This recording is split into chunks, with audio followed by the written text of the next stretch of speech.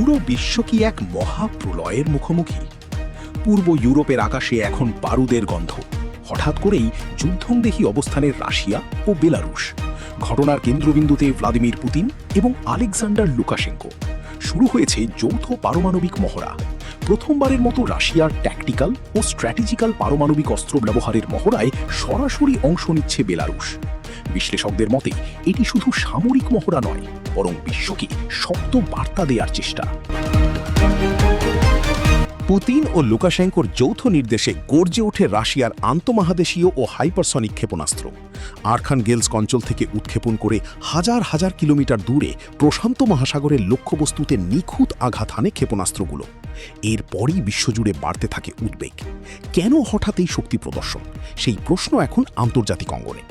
বেলারুশের president Lukashenko দাবি করেছেন তারা কাউকে হুমকি দিচ্ছেন না, তবে প্রয়োজনে চরম পদক্ষেপ নিতেও প্রস্তুত। আন্তর্জাতিক বিশ্লেষকদের মতে পর্দার আড়ালে বড় কোনো পরিকল্পনা চলছে। রাশিয়া বেলারুশকে দিয়েছে সু-35 যুদ্ধবিমান এবং ইস্কান্দার এম ব্যালিস্টিক ক্ষেপণাস্ত্র। সবচেয়ে উদ্বেগের বিষয়, এসব পারমাণবিক অস্ত্র এখন ইউক্রেন সীমান্তের খুব কাছেই মোতায়েন করা হয়েছে। পরিস্থিতি নিয়ে গভীর উদ্বেগ প্রকাশ করেছে ইউক্রেন। প্রেসিডেন্ট জেলেনস্কির আশঙ্কা, নতুন করে কিয়েভের দিকে আগ্রাসনের পরিকল্পনা করছে মস্কো।